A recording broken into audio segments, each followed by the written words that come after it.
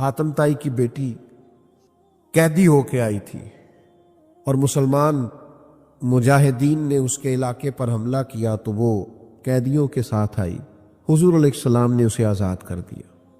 واپس گئی اپنے بھائی عدی بن حاتم سے جا کے کہنے لگی جس سے میں مل کے آئی ہوں وہ بادشاہ نہیں، وہ اللہ کے نبی ہیں صلی اللہ تعالی علیہ وسلم.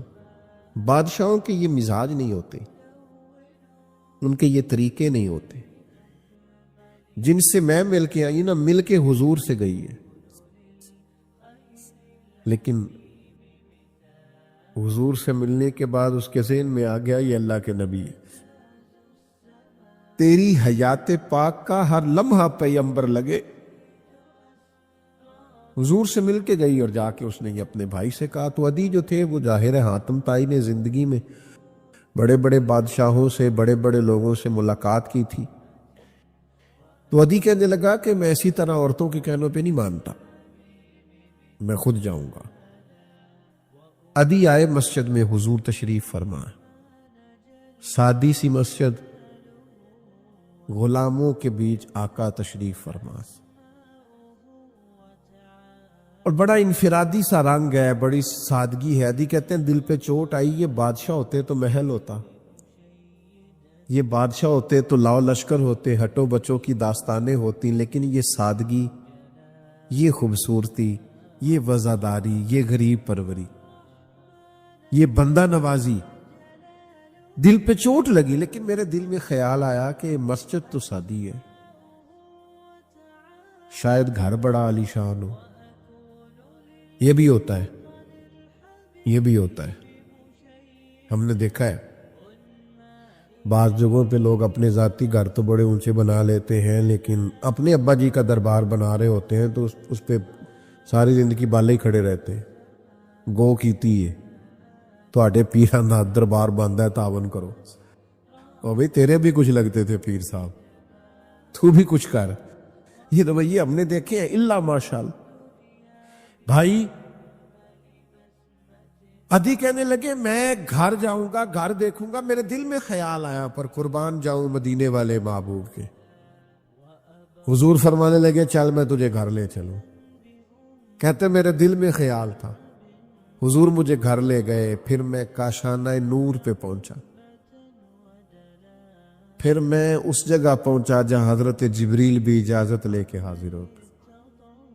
پھر میں وہاں پہنچا جہاں فرشتے ترستے ہیں دیدار کو، لیکن وہاں بھی میں نے ایک مٹکا دیکھا، 2 پیالے دیکھے، ایک چٹائی دیکھی، کھجور کی چھال کا تکیہ دیکھا. فرماتے حضور میرے لیے کھجوریں اور دودھ لے کے آئے. اور پھر محبوب کریم علیہ الصلوۃ والسلام میری طرف بڑھا کے کہنے لگے تو اسلام پر یہ غربت دیکھ کر کلمہ نہیں نہ پڑھ رہا، ایک وقت آئے گا اور میں وقت لاؤں گا کہ ایک عورت مقام حرا سے اکیلی چلے گی اور آ کے بیت اللہ کا طواف کرے گی، اسے سوائے اللہ کے کسی کا ڈر نہیں ہوگا. وقت آئے گا، حالات بدل جائیں گے. عدی کہتے ہیں میں سمجھ گیا کہ یہ بادشاہ نہیں، یہ اللہ کے سچے رسول ہے. فرماتے ہیں مسلمان ہو گیا. تو جو بھی دروازہ محبوب تک پہنچا ہے، جو بھی بارگاہ رحمت للعالمین تک پہنچا ہے، اسے اللہ کی معرفت مل گئی، اسے جینے کا سلیقہ. اور یار جینے کا کیا، یہ عجیب لوگ تھے نا حضور کے غلام جو شہادت کی دعائیں مانگتے تھے، جو شہادت کی طلب کرتے تھے. یعنی نرا جینے کا مزہ ہی نہیں، مرنے کا بھی مزہ آنے لگ گیا. یعنی لطف اندوز ہونے لگی زندگی، مرنے کا بھی لطف آنے لگا، مرنے کا بھی. یہ تاریخ میں لوگوں نے عجیب نظارے دیکھے ہیں کہ 2 بھائی جا رہے ہیں جہاد کے لیے اور بڑا سلیکٹ ہو گیا تو چھوٹے سے کہا گیا تیری عمر تھوڑی ہے، تو عرض کرتا ہے یا رسول اللہ کشتی کرا کے دیکھ لیں. حضور میں یہ عمر میں بڑا ہے پر حضور میں اسے گرا سکتا ہوں. یہ شہادت کے لیے یہ طلب، یہ ولولہ، یہ جذبہ، یہ کیفیات، او بھائی یہ کب نصیب ہوئی؟ کہ لوگ ہنسی خوشی جان دینے لگ گئے، مرنے میں مزہ آنے لگا، لطف آنے لگا جان دینے میں، اتنا بڑا سرور یہ صرف اس وقت آتا ہے جب معرفت الہی انسان کو نصیب ہو، جب اسے نبی پاک علیہ السلام کے زیر سایہ رہتے ہوئے اللہ کا قرب نصیب ہو، پھر یہ کرم نصیب ہوتا ہے۔ آپ دیکھیے حضرت جابر بن عبداللہ رضی اللہ تعالیٰ عنہ فرماتے، احد والے دن میں نے ایک صحابی کو دیکھا، وہ کھجور کھا رہے تھے، اور کھجور کھاتے کھاتے عرض کرنے لگے، یا رسول اللہ صلی اللہ تعالیٰ علیہ وسلم، اگر اس جنگ میں میں شہید ہو جاؤں تو کہاں جاؤں گا؟ ابھی کھجور کھا رہے ہیں، میں اگر شہید ہو جاؤں تو حضور کیا ملے گا، کہاں جاؤں گا؟ تو کریم فرمانے لگے، بڑی سادی سی بات ہے، اگر تو شہید ہو گیا تو رب کریم جنت عطا کرے۔ تو جتنی کھجور کھا چکے تھے کھا لی، باقی منہ سے نکال دی، تلوار لی، میدان میں گھس گئے، شہید ہو گئے۔ یعنی شہید ہونے میں اتنی دیر کرنا بھی پسند نہیں کیا جتنا کھجور کھانے میں ٹائم لگتا ہے، اس لیے کہ وہ جو ایک خاص تڑپ ہے، وہ طلب ہے انسان کی کہ اللہ کے راستے میں میری جان جائے، مجھے شہادت کا مرتبہ ملے۔ میں نے بڑے قریب سے بعض لوگوں کو دیکھا ہے، بڑے مخلص ہوتے ہیں، بڑے نفیس ہوتے ہیں، بڑے اچھے ہوتے ہیں، لیکن کسی رستے کی تلاش میں ہوتے ہیں، کسی صاحب درد کی تلاش میں ہوتے ہیں، ڈھونڈتا پھرتا ہوا اقبال، ڈھونڈتا پھرتا ہوا اقبال میں اپنے آپ ہی گویا مسافر، آپ ہی منزل ہو میں، ڈھونڈتے ہیں، تڑپ ہے ایک۔ یاد رکھو یہ رسول اللہ صلی اللہ علیہ وسلم کا مقام ہے کہ تم حضور کی بارگاہ تک جاؤ گے تو سارے پردے ہی آنکھوں سے اٹھ جائیں گے، سارے اندھیرے دور ہو جائیں گے، ساری ظلمتیں کافور ہو جائیں گی۔ ہماری زندگی کے اندر ایک اہم پہلو جس سے ہم بڑی تکلیف کا شکار ہو جاتے ہیں، اور بعض اوقات اذیت ناک حد تک وہ بات چلی جاتی ہے، وہ ہوتا ہے لوگوں کا باتیں کرنا۔ لوگ ایک دوسرے کے بارے میں تبصرہ کرتے ہیں، گفتگو کرتے ہیں، اگرچہ اسلام نے اسے بڑا ناپسند کیا اور غیبت کو زنا سے زیادہ بدتر قرار دیا، لیکن معاذ اللہ ثم معاذ اللہ لوگ پھر بھی اس اخلاقی کمزوری کا شکار ہو جاتے ہیں اور لوگوں کے بارے میں گفتگو کرتے ہیں۔ پھر لوگوں کی وہ باتیں جب ہم تک پہنچتی ہیں، جس کے بارے میں بات کی جا رہی ہوتی ہے، جب اس تک پہنچتی ہے تو وہ شخص بڑی اذیت کا شکار ہو جاتا ہے، وہ ذہنی تکلیف میں بھی آتا ہے، کرب میں بھی مبتلا ہوتا ہے، اور بعض اوقات خدا معاف فرمائے تو بعض لوگوں میں مایوسی بھی پھیل جاتی ہے۔ آپ قرآن مجید فرقان حمید کو دیکھیں تو اللہ تعالیٰ نے قرآن مجید میں فرمایا کہ وَإِذَا قِيلَ لَهُمْ آمِنُوا كَمَا آمَنَ النَّاسُ، جب منافقین سے کہا جائے کہ اس طرح ایمان لاؤ جس طرح کے باقی لوگ ایمان لائے ہیں، یعنی صحابہ کرام، قالوا تو وہ کہتے ہیں آنؤمنوا کما آمن السفہاء، ہم اس طرح ایمان لے ہیں جس طرح معاذ اللہ یہ بیوقوف ایمان لائے، ان کی طرح ایمان لے ہیں۔ الا انہم هم السفہاء، اللہ فرماتے ہیں خبردار ہو جاؤ یہی بیوقوف ہیں، ولکن لا یعلمون، لیکن یہ جانتے نہیں، انہیں اس بات کی خبر، ان لوگوں کو جو کائنات کے بہترین لوگ ہیں زمین پر، انبیاء کے بعد صحابہ، ان کو لوگوں نے بیوقوف کہہ دیا، باتیں کر دی۔ آپ قرآن مجید دیکھیے سورہ قلم کے اندر اللہ تبارک و تعالی نے اس بات کا بھی جواب ارشاد فرمایا ہے جب لوگوں نے کہا تھا کہ معاذ اللہ حضور تو مجنون ہے، تو اللہ نے فرمایا محبوب آپ رب کے فضل سے مجنون نہیں ہیں، بلکہ اللہ نے آپ کو خلق عظیم کا مالک بنایا ہے۔ وَإِنَّكَ لَعَلَىٰ خُلُقٍ عَظِيمٍ۔ لوگ بات کرتے ہیں، کر جاتے ہیں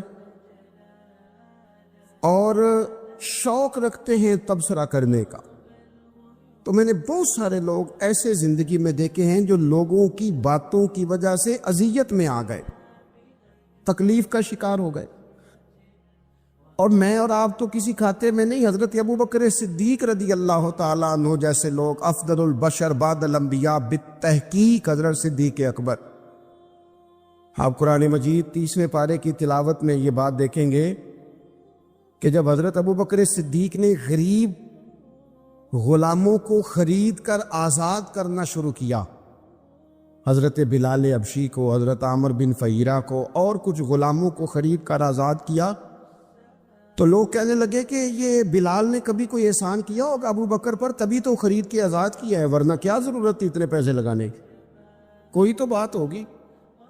اللہ تعالیٰ نے اس کا بھی قرآن مجید میں اعلان فرمایا ابو بکر نے جو کیا ہے رب کی رضا کے لیے کیا ہے۔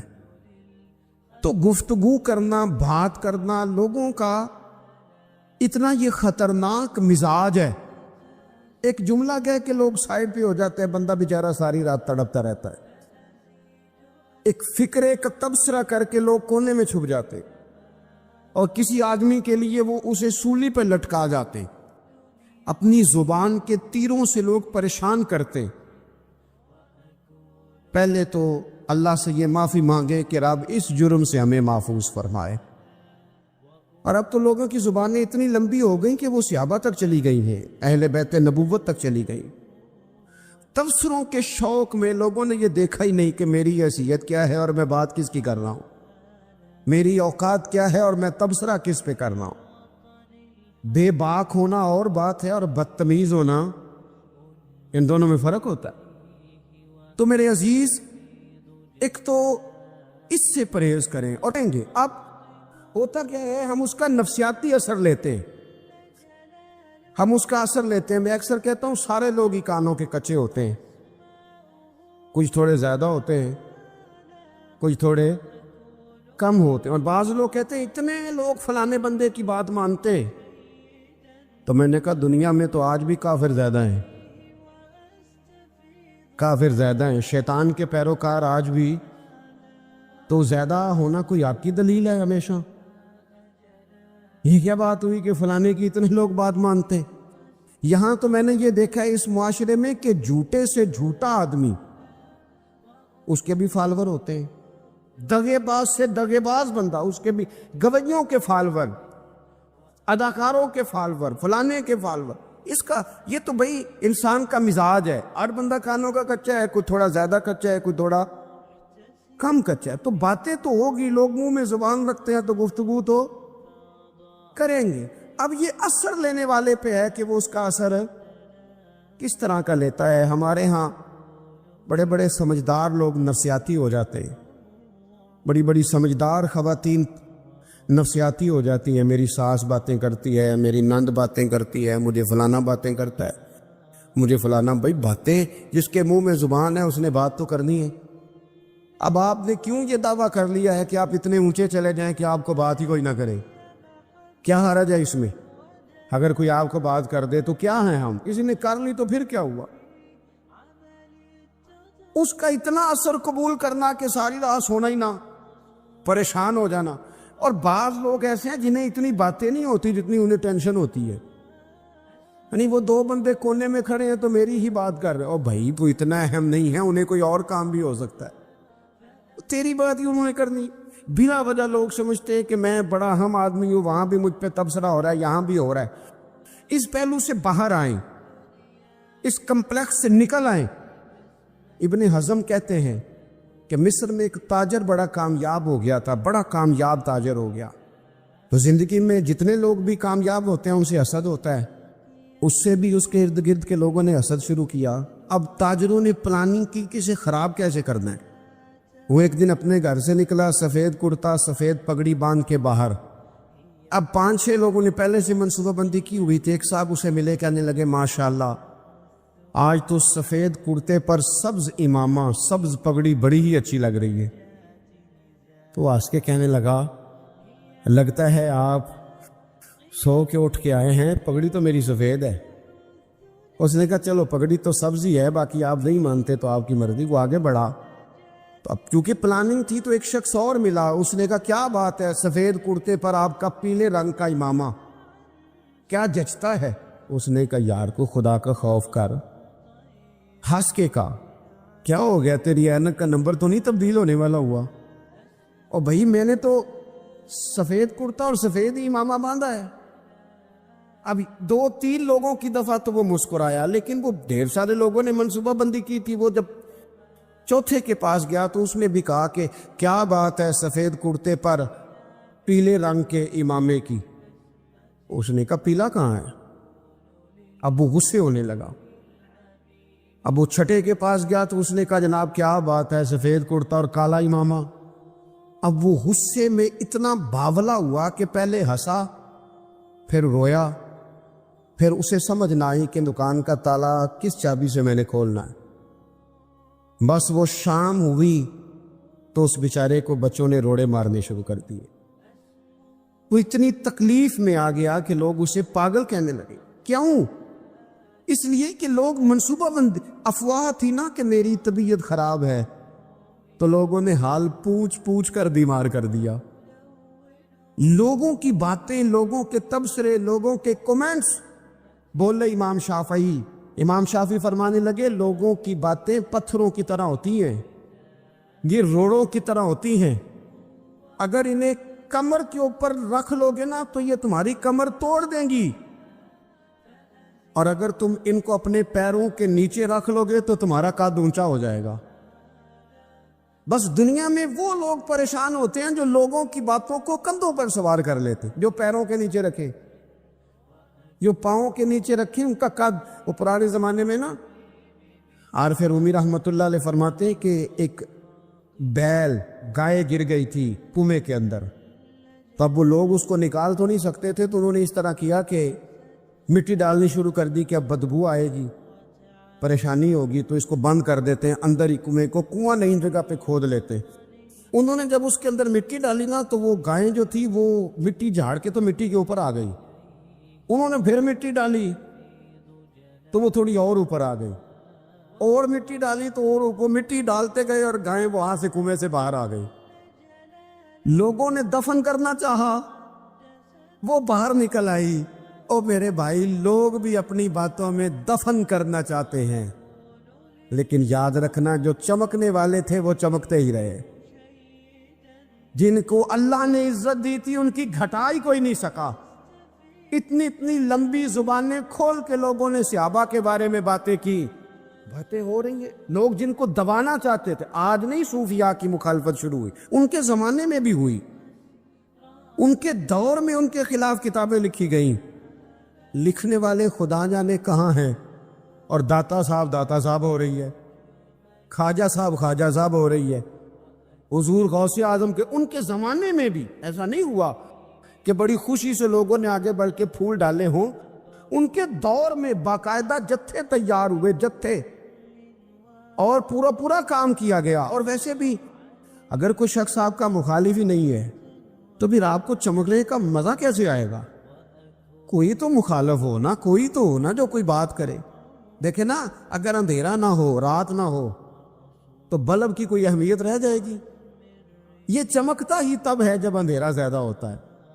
ہم کہتے ہیں اندھیرا ہو گیا، بھائی تجھے چمکنے کا موقع دیا ہے اندھیرے نے، تجھے اس نے عروج دیا، تم دیے باد مخالف سے نہ گھبرا اے عقاب، یہ تو چلتی ہے تجھے اونچا اڑانے کے لیے، تو باتوں سے پریشان نہ ہو۔ میں نے کہا کہ اگر آپ باتوں کا پہاڑ بنا کے اوپر سوار ہو جائیں گے نا تو قد اونچا کریں گی باتیں۔ جو بندہ ڈسکس ہونے لگ جاتا ہے وہی تو مشہور ہوتا ہے، اسی کی تو بات ہوتی ہے۔ دیکھیں کیا ہوتا تھا بھلا مکے میں، کوئی بندہ باہر سے آتا تو ابو جہل اسے کھڑا کر کے کہتا حضور کے پاس نہ جانا، تو کہتا پتہ تو کروں بھلا نبی پاک کے پاس کیا ہے، پتہ تو کروں بھلا حضور کے پاس کیا ہے۔ تو جن سے تعارف نہیں ہونا تھا وہ بھی تعارف کرا رہے تھے رسول پاک کا۔ تو اس لیے باتوں سے گھبرا جانا، ہاں ایک بات ہمیں کتاب و سنت میں ملتی ہے، اس پر ضرور غور کریں، تہمت والی جگہ سے بچیں، تہمت کا موقع نہ دیں۔ مطلب بلا وجہ ہی اپنے لیے بحث کا دروازہ کھولنا یہ درست نہیں ہے۔ اپنے لیے ہم نہ دروازے کھول لیتے ہیں بحث کے، مفت کی بحث ہو رہی ہے، فلانا بھی ڈسکس کر رہا ہے۔ کچھ چیزیں ایسی ہوتی ہیں جو سب کی سمجھ کی نہیں ہوتی، وہ سب کے سامنے ڈسکس کرنا ضروری نہیں ہوتا۔ حضرت سیدنا ابو ہریرہ رضی اللہ تعالیٰ عنہ فرمایا کرتے تھے، مجھے نبی پاک علیہ السلام نے علم کی 2 تھیلیاں دی ہیں، میں نے ایک کھولی ہے تمہارے سامنے، ایک کھولی ہے، دوسری نہیں کھولوں گا۔ اس لیے کہ ہر بندے کو بات اس کے ظرف کے مطابق کرنی چاہیے، تو موقع نہ دے۔ نبی پاک صلی اللہ علیہ وسلم نے فرمایا اس بندے نے اپنی، یہ بخاری میں موجود ہے، فرمایا اس نے اپنی عزت اور اپنی جان کو محفوظ کر لیا جو فتنے والی جگہ سے بچ گیا۔ جہاں تہمت لگ سکتی ہے اس جگہ سے بچیں، جان بوجھ کے لوگوں کو موقع نہ دیں باتیں کرنے کا، جان بوجھ کے موقع نہ دیں۔ جامع ترمذی کے اندر حدیث موجود ہے، حضرت سیدنا عمر فاروق رضی اللہ تعالیٰ عنہ نے ایک موقع پر اجازت مانگی تھی نبی پاک صلی اللہ علیہ وسلم سے، عرض کیا یا رسول اللہ صلی اللہ علیہ وسلم مجھے آپ اجازت دے دیں، میں عبداللہ بن ابی سلول کی گردن اڑا دوں، یہ منافق بار بار آڑے آتا ہے، بار بار تکلیف دیتا ہے، آپ مجھے اجازت دیں میں اسے قتل کر دوں۔ اب وہ چونکہ کلمہ پڑھتا تھا، ساتھ تو رہتا ہی تھا نا، بہت سارے لوگ اسے مسلمان جانتے تھے، تو حضرت سیدنا عمر فاروق رضی اللہ تعالیٰ عنہ نے اجازت چاہی، کہ یا رسول اللہ صلی اللہ علیہ وسلم اگر آپ مجھے اجازت دے دیں، یہ ترمذی میں موجود ہے، یعنی آپ اس جگہ سے بچیں جہاں تہمت لگ سکتی ہے، جہاں بلا وجہ کسی شخص کو شر پھیلانے کا موقع مل سکتا ہے۔ یا رسول اللہ مجھے اجازت دے میں عبداللہ بن ابی سلول کی گردن اڑا دوں۔ نبی پاک صلی اللہ علیہ وسلم نے فرمایا کہ عمر اگر میں تمہیں ایسا کرنے کی اجازت دوں گا تو لوگ کہیں گے کہ وہ اپنے قریبیوں کو انہوں نے مروانا شروع کر دیا ہے، ساتھ والوں کو ہی مروانا شروع، لوگ تو اسے مسلمان سمجھتے ہیں۔ تہمت والی جگہ سے، بلکہ بخاری شریف میں اسی طرز کا ایک اور پیغام بھی ہمارے لیے موجود ہے۔ یہ جو حرم شریف آج ہمارے سامنے ہے نا، بیت اللہ شریف، اس میں ایک پیچھے مقام ہے جس کو حتیم کہا جاتا ہے، یہ خانہ کعبہ کا حصہ ہے۔ حضور صلی اللہ علیہ وسلم کے اعلان نبوت سے پہلے جب قریش مکہ نے اسے تعمیر کیا نا دوبارہ سے، تو انہوں نے چندے کا کوئی اس طرح کا مزاج بنایا تھا کہ اس بندے سے پیسے لینے جس کے بالکل ہی جائز ہوں۔ اس ترتیب سے انہوں نے خانہ کعبہ کی تعمیر کی کہ پھر وہ ساری تعمیر نہ کر سکے، حتیم باہر رہ گیا۔ تو نبی پاک صلی اللہ علیہ وسلم نے ایک دن فرمایا، بخاری میں موجود ہے، حضور فرمانے لگے عائشہ اگر تمہاری قوم جاہلیت کے قریب نہ ہوتی، کیونکہ ابھی قریب جاہلیت چھوٹی ہے نا، ابھی لوگوں نے کلمہ پڑھنا شروع کیا ہے، فرمایا اگر یہ جاہلیت کے قریب نہ ہوتے تو میں کعبے کو انہی بنیادوں پر دوبارہ بنا دیتا جن بنیادوں پر حضرت ابراہیم علیہ السلام نے بنایا تھا۔ لیکن چونکہ یہ جاہلیت کے قریب ہیں، ان کی سمجھ میں چیز نہیں آئے گی، یہ شک میں پڑ جائیں گے، پریشان ہو جائیں گے، لہذا میں یہ کام نہیں کرتا۔ بہت ساری چیزیں ایسی ہیں کہ جن کی وجہ سے بعض سادہ لوگ ابہام کا شکار ہوتے ہیں، ابہام کا۔ ہمارے علماء نے اس طرح کیا کہ بڑے طے کر کے عقائد کے عنوانات امت تک پہنچائے۔ ہر آدمی ہر شعبے کا اسپیشلسٹ نہیں ہوتا، بہت ساری لوگ باتیں مریض کے سامنے کرنے والی نہیں ہوتی، وہ صرف لواحقین کو بتانے والی ہوتی۔ پھر کچھ لوگ اور آئے جنہوں نے کہا کہ ہم تو ایفیشنسی دکھائیں گے، کچھ خاص ہر بات کھول کر لوگوں کے سامنے رکھیں گے۔ اس کا نقصان پھر یہ ہوتا ہے کہ سادہ لوگ مشکلات کا شکار ہوتے ہیں، وہ پھر جب کہتے ہیں ہر چیز ڈسکس کر لینی چاہیے تو پھر باتیں دور نکل جاتی ہیں۔ پھر لوگوں نے انبیاء کرام علیہم السلام کی اجتہادی خطاؤں کو ڈسکس کرنا شروع کیا۔ ربنا ظلمنا انفسنا، اگر حضرت آدم یہ لفظ کہیں تو ان کے لیے تو ٹھیک ہے، لیکن اگر کوئی غلام اور امتی اور بیٹا اٹھ کے یہ لفظ کہے تو اس کے لیے ٹھیک نہیں ہے۔ تو میرے عزیز ایسے کام نہ کریں جس کی وجہ سے بلا وجہ بحث کا۔ ہمارے یہاں کچھ لوگوں کو شوق ہے خبروں میں رہنے کا، وہ ایسی ایسی باتیں چھیڑتے ہیں جن سے نہ وہ خبروں میں رہ سکے۔ میں نے دیکھا ہے وہ کہتے ہیں جی میں نے کوئی انوکھی بات کرنی ہے۔ بھئی انوکھی بات کرنے سے بندہ مشہور تو ہو جاتا ہے۔ ہمارے زمانے میں مشہور ہی وہ ہوتا ہے جو دوسروں سے ذرا ہٹ کے بات کرے، انوکھی کرے۔ وہ ہمارے لطیفہ لکھا ہے نا، ایک اہل عرب کا ایک ہجا نام کا عربی کا ایک لطائف سنانے والا شاعر ہے، تو وہ کہتا ہے کہ ایک شخص نے ایک دفعہ کہہ دیا تھا گدھا کھانا جائز ہے،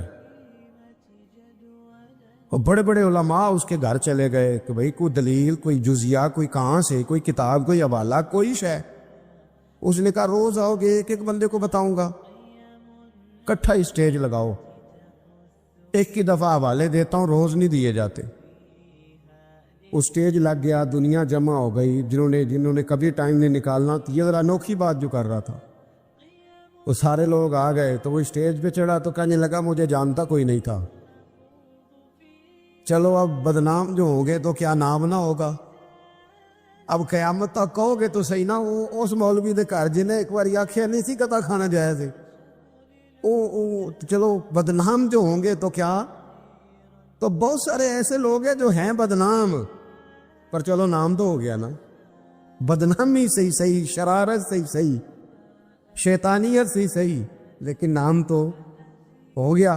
تو اس لیے کوئی ایسا انوکھا کام جس سے لوگوں کی، میں آپ سے بڑی گزارش سے عرض کروں، اعلیٰ حضرت بریلوی رحمۃ اللہ علیہ نا لالٹین کے اندر مٹی کا تیل جلایا جاتا ہے ہمارے ہاں، تو مٹی کا تیل ظاہر ہے اس سے بدبو آتی ہے، تو مسجد میں وہ جلانا جائز نہیں تھا۔ تو ایک صاحب ارنڈی کا تیل لائے، وہ خوشبو والا ہوتا ہے، وہ لا کے انہوں نے نا اعلیٰ حضرت بریلوی رحمۃ اللہ علیہ کو لالٹین میں ڈال کے دیا اور کہا کہ یہ مسجد میں اس کو جلاتے ہیں چونکہ اس کے اندر سے خوشبو آتی ہے، بدبو نہیں آتی۔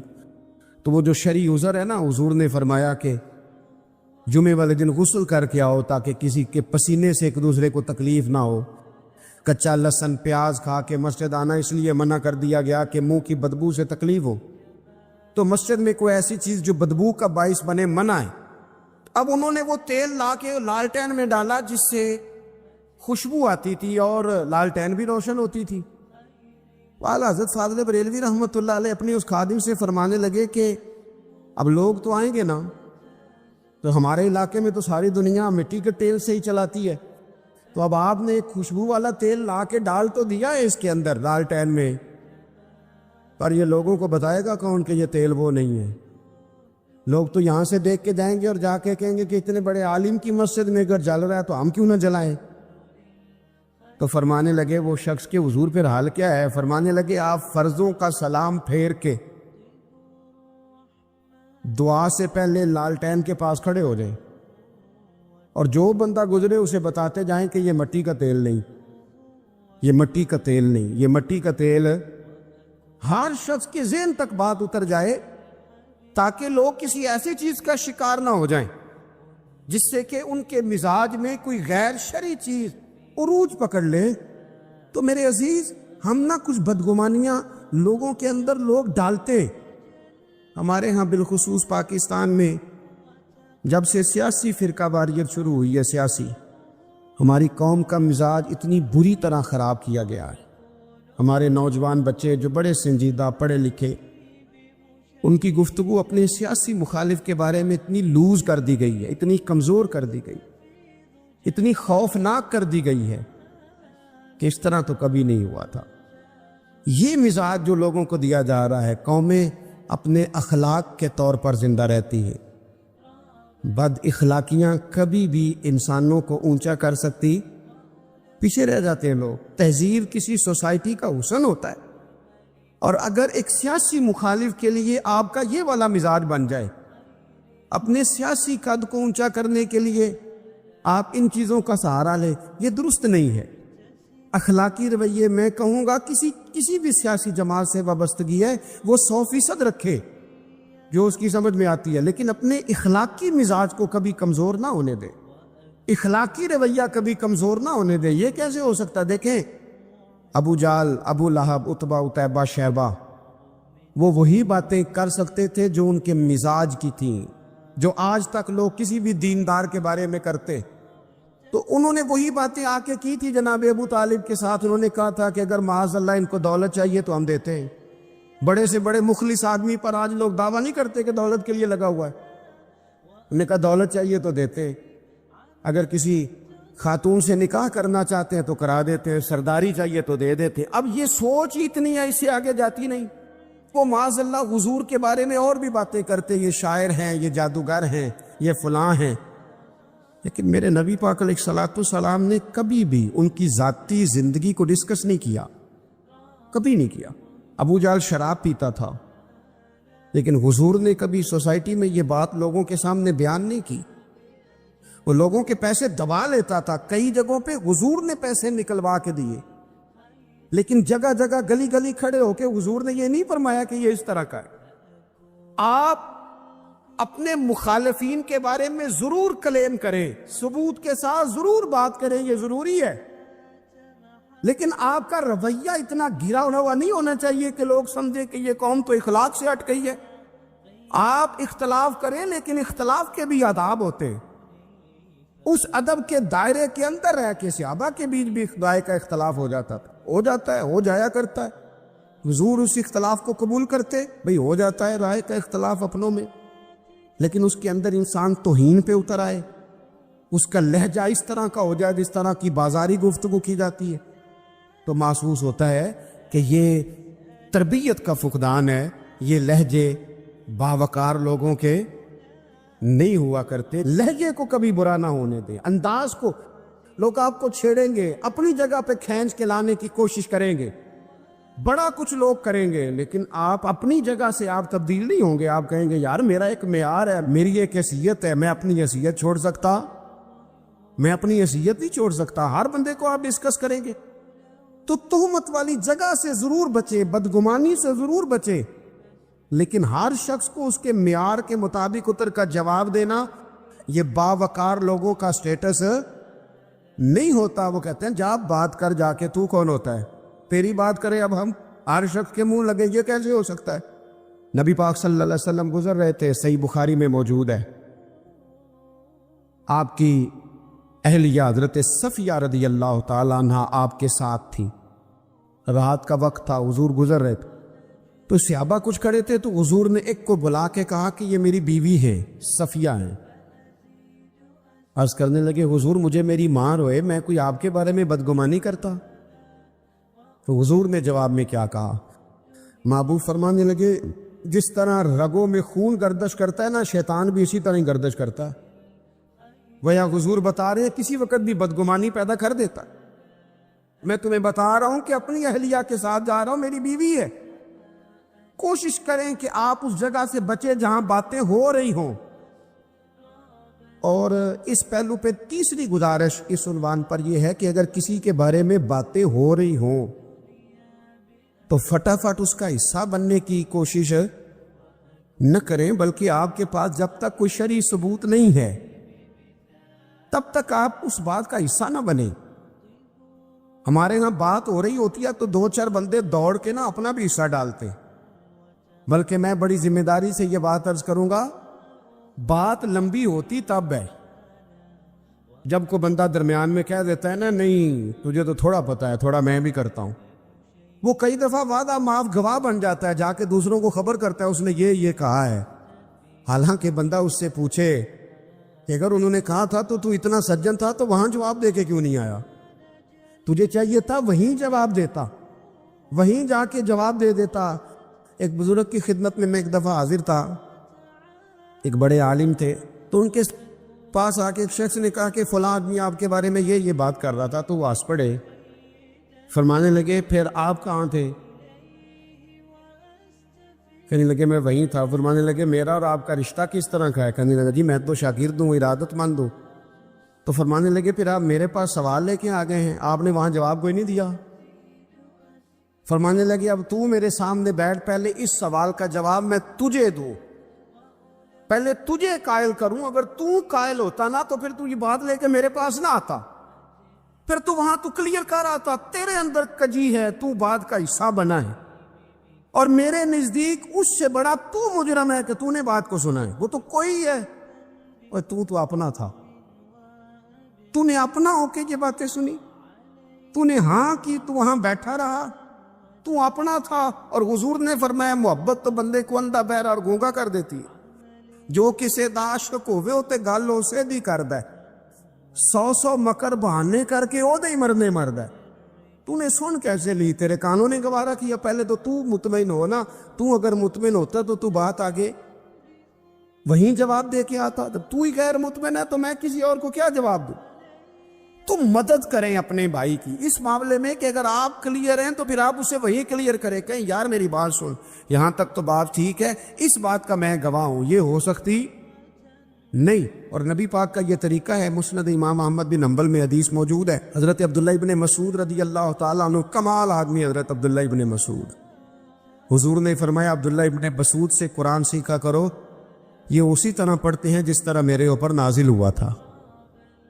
حضرت عبداللہ ابن مسعود کو نبی پاک علیہ السلام نے فرمایا درخت پہ چڑھ کے ذرا میرے لیے مسواک تو اتار دو۔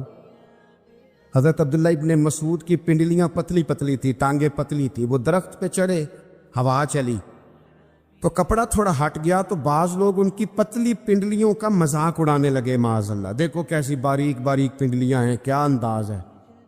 اب حضور بیٹھے ہیں نا، تو انہوں نے جو بات کی تھی وہ بات بھی درست تھی، پنڈلیاں واقعی پتلی تھیں، اور کوئی بھی اس انداز میں دیکھتا تو شاید مسکراتا۔ جب انہوں نے کہا نا دیکھو پتلی پنڈلیاں، تو حضور نے ہمارے لیے طریقہ کیا چھوڑا، ہمارے لیے سیرت کیا چھوڑی؟ حضور سید عالم فوراً ارشاد فرمانے لگے، نبی پاک فرمانے لگے چپ کرو، تم میرے عبداللہ کی پنڈلیوں کو پتلا پتلا کہہ رہے ہو نا، قیامت کے دن جب میزان لگے گا اور ان پنڈلیوں کا تمہیں وزن پتہ چلے گا، پھر پتہ چلے گا میرے عبداللہ کی شان کیا ہے۔ یہ بڑی وزنی پنڈلیاں ہوں گی، جب ان کا میزان پر وزن تلے تو آپ دفاع کرے۔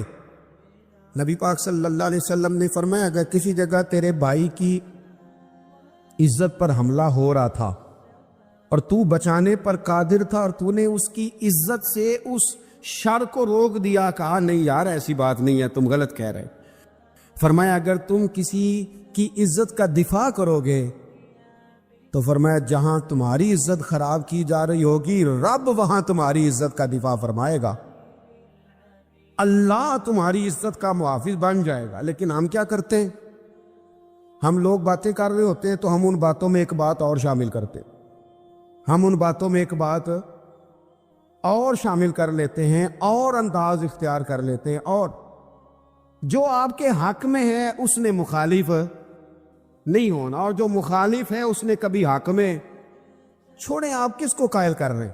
جس کی سمجھ میں آتی ہے وہ قبول کرے، نہیں آتی تو دروازہ کھلا ہے، کہیں اور تشریف لے جائے۔ ہمارا یہ مزاج بن گیا کہ بلا وجہ کی وضاحتیں بھی بندے کو کمزور کرتی ہو، بلا وجہ ہم کمزور پڑ جاتے ہیں، تھوڑے بے نیاز ہو جائے، چھوڑے کچھ بے نیاز بنے، طبیعت کوئی بے نیاز، ہم نہ بے نیاز نہیں ہوتے، ہر بات کو سوچتے ہیں، ہر بات کی وہ جی وہ فلانے نے پتہ کیا کہا ہے، تو بڑی معذرت سے بالخصوص خواتین کا مسئلہ ہوتا ہے، وہ کہتے ہیں پوری دسو، نہیں دسو نے آخیا کی بھئی آپ نے کیا کرنا ہے، اس کے لیے پھانسی کا حکم لگانا ہے آپ نے، چھوڑ دے، بات ہو گئی، ختم ہو گئی۔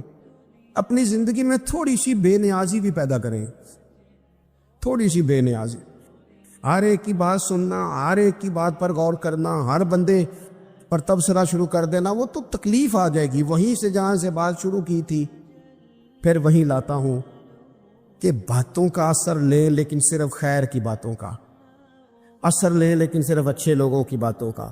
ہر ایک کی بات کا اثر لوگے، لوگ دو قدم نہیں چلنے دیں گے۔ اور دوسرا میں آپ کو بڑی ذمہ داری سے عرض کرتا ہوں، ہم ویژن والے لوگ ہیں، ہماری 1400 سال کی تاریخ ہے، ہم ویژن والے لوگ ہیں۔ یہ نہیں ہے کہ ادھر ایک بندہ آیا تو تھوڑی سی ہم اس کے پیچھے چلے جائیں گے، پھر کل ایک اور آئے گا تو تھوڑا سا اس کے پیچھے چلے جائیں گے۔ یہ تو وہ لوگ ہوتے ہیں جن کے پیچھے بنیاد نہیں ہوتی، اور جن کی پوری بنیادیں ہونا۔ وقت زیادہ ہو گیا، ورنہ میں آپ کو اپنی سند پڑھ کے بتاتا کہ ہماری سند امام بخاری تک کیسے جاتی ہے اور امام بخاری کی رسول پاک تک کیسے جاتی۔ یہ تو ایک تسلسل ہے، تو اس لیے بڑی جلدی آزمائش کا شکار نہ ہوا کریں۔ باتیں کس لیے؟ جو بندہ ویلا ہے اس نے بھی 4 باتیں، تو ہر بات کا اثر نہ لے۔ بالخصوص جوانوں سے کہتا ہوں، ٹارگٹ اچیو کرنے کے لیے سب سے پہلے تو مقاصد کا تعین کرے، جانا کے دور، پھر اس پہ لگ پڑے۔ باتیں ہوتی رہیں گی لیکن باتوں کو پشت پہ سوار نہیں کرنا، باتوں کو پاؤں کے نیچے رکھنا ہے، قد اونچا ہو جائے گا۔ ایک زازان نام کا نا گویا تھا، آواز بڑی سریلی تھی۔ شراب خانے میں جب محفلیں سجتی تھی تو معاذ اللہ وہ گانے گایا کرتا تھا، سریلی آواز تھی۔ حضرت عبداللہ ابن مسعود حضور کے صحابی، حضور نے فرمایا عبداللہ ابن مسعود اسی طرح قرآن پڑھتے ہیں جس طرح میرے اوپر نازل ہوا تھا۔ عبداللہ ابن مسعود نا چھوٹا قد اور پتلی پتلی ٹانگیں تھی حضرت عبداللہ ابن مسعود کی۔ ایک دن درخت پہ چڑھے ہوئے تھے تو کچھ لوگوں نے نا، بچے کرتے ہیں نا مذاق، معاذ اللہ کچھ نے کہا کتنی پتلی ٹانگیں۔ اللہ کے محبوب علیہ السلام نے فرمایا قیامت کے دن عبداللہ ابن مسعود کی ٹانگوں کا وزن